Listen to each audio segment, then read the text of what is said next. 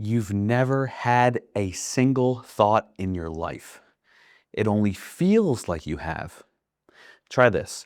Stop your next thought. Not change it, not replace it, not delay it. Stop it. You can't. A thought appears anyway. So if you're the one thinking your thoughts, why can't you control the next one? And if you don't control the next thought, what exactly is the you that claims to be thinking? This is where the whole model starts to crack because you've been taught that consciousness comes from the brain, that there's a physical universe made of matter, that atoms are fundamental, that brains are made of atoms, and somehow inside the brain, consciousness appears. This is the scientific materialist paradigm. Matter first, consciousness second. Brain first, awareness second. And because it sounds scientific, most people never question it. But look at your actual experience. Have you ever experienced a brain producing consciousness? No. You've experienced images of a brain, thoughts about a brain, explanations of a brain, scans, diagrams, words, memories, and concepts. But all of those appear in consciousness. So the thing you believe is producing consciousness has only ever happened inside consciousness. That should bother you, because if you treat scientific materialism as something you have personally verified, it becomes a belief system, just like religion. Not because science is useless, science is powerful for describing patterns inside experience, but when you say, matter exists outside consciousness and matter produces consciousness, you are not describing something directly observed. You are accepting a model. You are believing an explanation. The difference here is simple. You do not need to believe what I am saying. You can check it. Right now, there is seeing, there is hearing, there are sensations, there are thoughts. There may be resistance. There may be a thought saying, this is wrong. Good. That thought is also appearing. Now ask the question almost nobody asks. Where is the one all of this is appearing to? Not your name, not your body, not your story, not the voice in your head. The actual subject, the actual owner, the actual you. Find it. Look directly. You'll find thoughts, sensations, images, memories, and feelings. Maybe pressure behind your eyes. Maybe a sense of being located in the head. But is that actually you? Or is it another sensation? Is the thought I am aware actually you? Or is it just a thought? Is the feeling of ownership actually an owner? Or is it another feeling being known?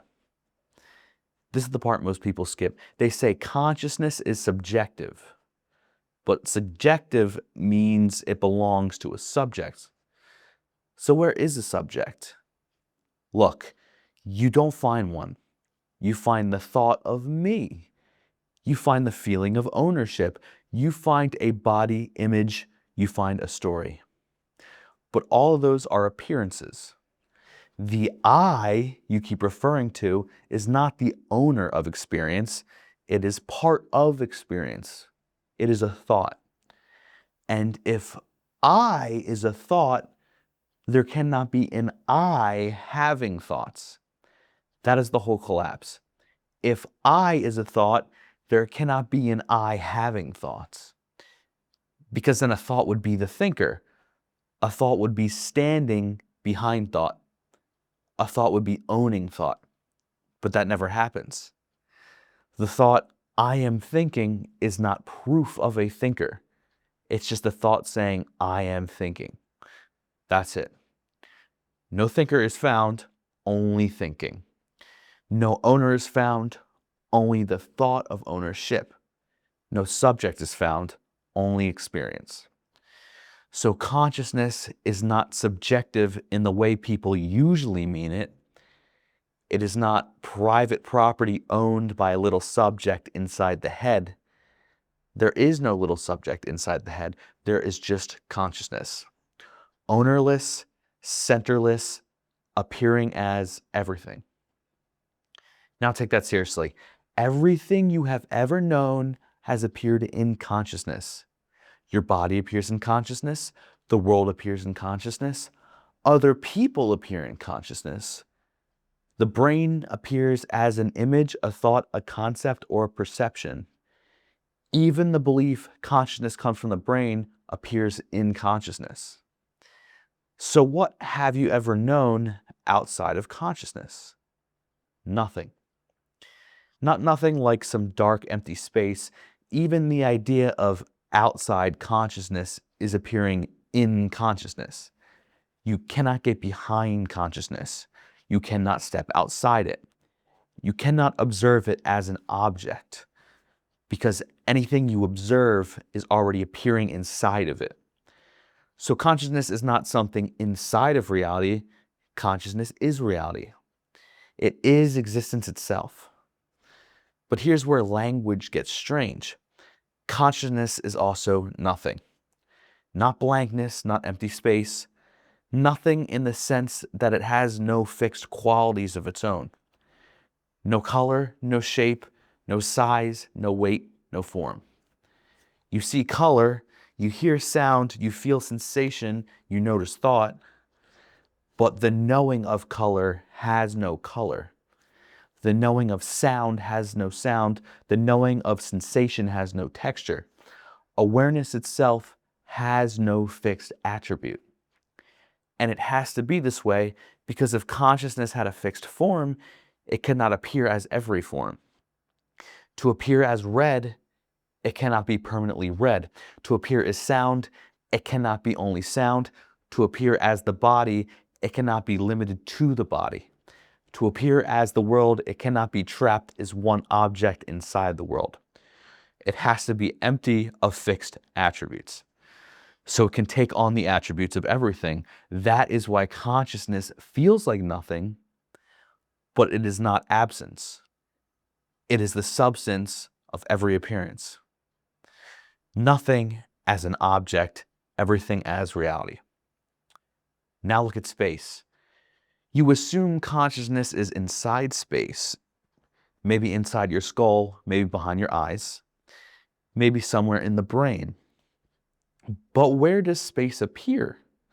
The room appears, depth appears, distance appears, the body appears, the feeling of inside my head appears, the sense of over there and right here appears. All of that is appearing in consciousness. So consciousness is not inside space. Space is inside consciousness. Now look at time.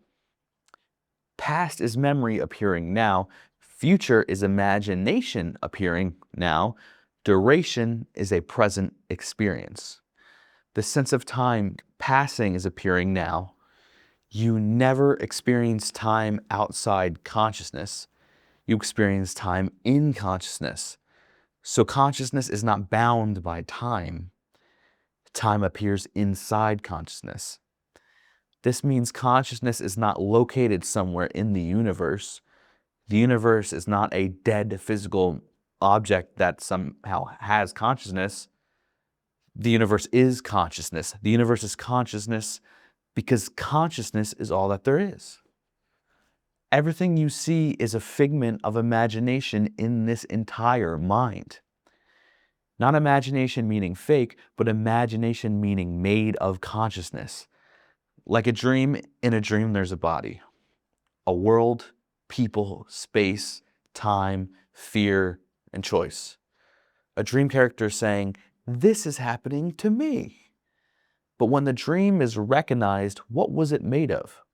Not atoms, not matter, not actual distance, but consciousness.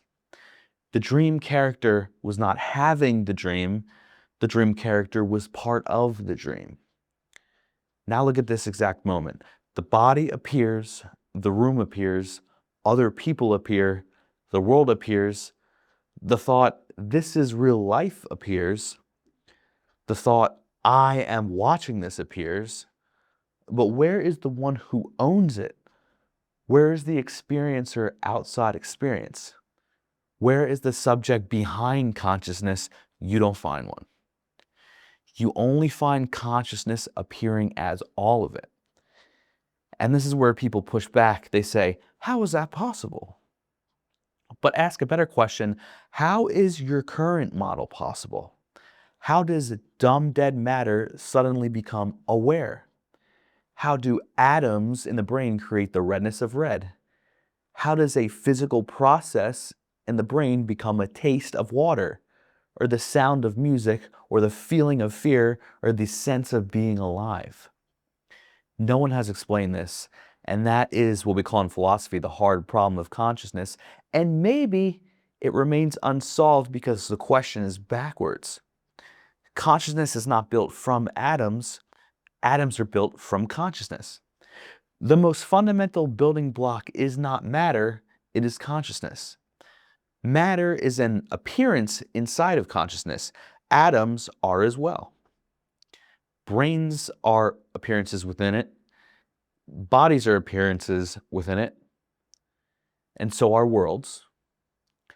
And the thought, this can't be true, is also an appearance inside consciousness. Think of a movie. Inside the movie, there are characters, objects, buildings, planets, a story, conflict, time, space, birth, death. And to the character, all of that seems like reality. But that's really second order reality, the plot, the people, the objects, and the events, the world inside the movie. But what is first order reality? That's just the light on the movie screen. Before the plot, before the characters, before the world, all of it was just light. The sky, the city, the explosion, the death scene, it's all light. Nothing inside the movie exists in the way that it appears to be. It appears as light just projected on a screen. Now apply that here. Space, time, objects, bodies, and other people do not exist the way that you assume. They're not separate, solid things outside of consciousness. They're appearances in consciousness, just like light on a screen. Not fake, not meaningless, but not what thought says they are. Second world of reality is the world of people, objects, places, bodies, time, space, and events. First order is consciousness, that light on the screen. The one thing that everything appears as. And the self you think you are, that is also part of the movie. The body is on the screen, the thoughts are on the screen, the feeling of being behind the eyes is on the screen. The word me is on the screen. The entire identity is on the screen. So the self is not the watcher of the movie. The self is just another image in the movie. And if that's so, then the self can't be the one watching. If I is a thought, then there cannot be an I having the thought. That one insight cuts through everything. And the question is, how do you really see this? Not just believe it or repeat it or turn it into a philosophy, but how do you really see it? You do self-inquiry, and self-inquiry is brutally simple. You look for the I. That's it. A thought appears, ask, did I choose that, or did it appear by itself? A sensation appears, ask, is it me, or is the sensation being known? A feeling of being behind the eyes appears. You ask, is this the self, or is this another appearance? The thought, I am aware, appears. Ask, is this the actual I, or is that just still a thought? Every time the mind gives you an answer, you need to inspect it. If it's a thought, it's not the owner. If it's an image, it's not the owner. If it's a sensation, it's not the owner. If it's a feeling of ownership, it's not the owner, because all of those are appearing. But what appears cannot be the owner of appearance. Keep looking self-honestly. Look until me is seen as just a word, as the self-image is just seen as an image, and how the thinker is seen as a thought, how the observer is seen as just another subtle object, until the feeling of being someone is just seen as another feeling. Then the whole structure becomes obvious because there was never a separate you inside the body. There was never a thinker behind thought. There was never a subject behind experience. There was never someone inside consciousness. There was only consciousness appearing as a body, appearing as a world, appearing as time, appearing as space, appearing as objects, and appearing as other people, and appearing as a thought, I. And then appearing as the seeing that I was never real. So return to the beginning. You thought consciousness came from the brain, but the brain appears in consciousness. You thought consciousness was subjective, but no subject can be found. You thought the universe was made of atoms, but atoms are appearances inside consciousness. You thought space and time appeared in consciousness, but they just appeared in it. You thought you were having thoughts, but you are one of the thoughts. And if I is a thought, there cannot be I having thoughts. No thinker, no owner, no subject, no center, only consciousness appearing as everything, including the question, what am I? Including the search for an answer, including the thought called me, and finally, including the silence when that thought has nothing left to claim.